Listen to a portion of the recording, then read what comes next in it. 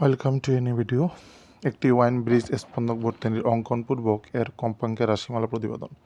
তো আমরা এখানে একটা ওয়াইন ব্রিজ দেখতে পাচ্ছি। এই ওয়াইন ব্রিজের গঠন এবং কার্যপ্রণালী পড়ে নেবা, আশা করি জানো। তো আমরা এখন এই ওয়াইন ব্রিজের কম্পাঙ্কের রাশিমালা প্রতিবেদন করব। তো বর্তনীর ধনাত্মক পুনর্গমন নীতি প্রয়োগ করে এর বৈদ্যুতিক বিশ্লেষণের মধ্যে ওয়াইন ব্রিজ সেতুর স্পন্দন কম্পাঙ্কের রাশি নির্ণয় করা যায়।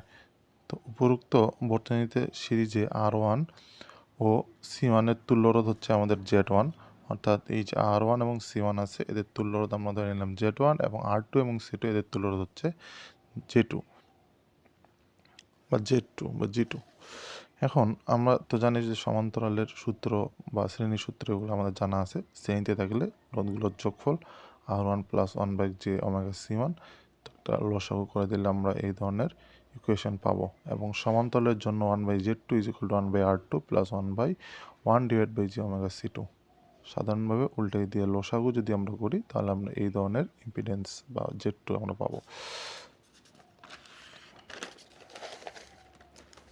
তো এখন আমাদের যে গেইন সেটা হচ্ছে V0 বা VI, বা আমরা বলতে পারি এটা হচ্ছে ভোল্টেজ ডিভাইডের যে রুলটা আমরা পড়ছি সেই রুলস অনুযায়ী V0/VA = Z2 / Z1 + Z2। এদের আমরা মানগুলো বসাই দিলাম, যেটা আমরা কিছুক্ষণ আগে পেয়েছি। সেই মানগুলো বসাই দিয়ে আমরা ধরে নিলাম যদি R1 এবং R2 উভয়ে R হয় এবং C1 ও C2 উভয় C হয়, তাহলে R1-এর জায়গায় R2-র জায়গায় আমরা R বসাই দিয়ে এরকম ইকুয়েশন পাই। এরকম ইকুয়েশনে আমরা নিচে লসাগু করে দিছি।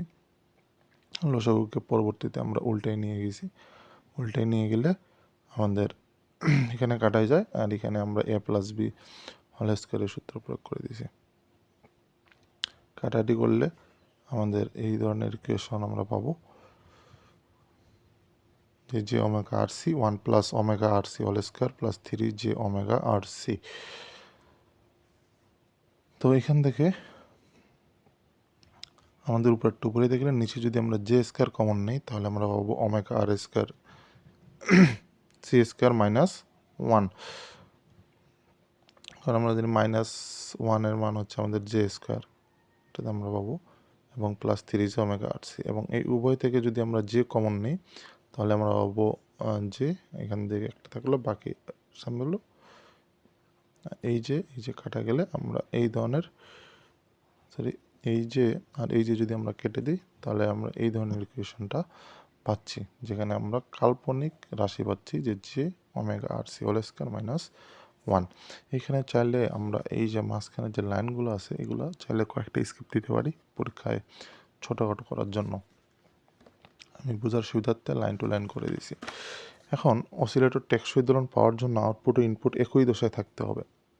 তাহলে অবশ্যই আমাদের একই দশায় থাকতে হবে, অর্থাৎ দশা 0 বা 2π হলে কাল্পনিক রাশি 0 হতে হবে। কাল্পনিক রাশি আমরা পাইলাম এইদিকে আমাদের ω/RC² -1।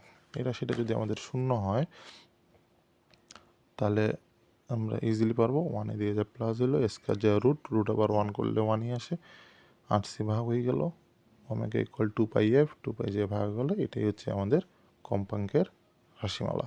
আমরা বলতে পারি ইহাই নির্ণয়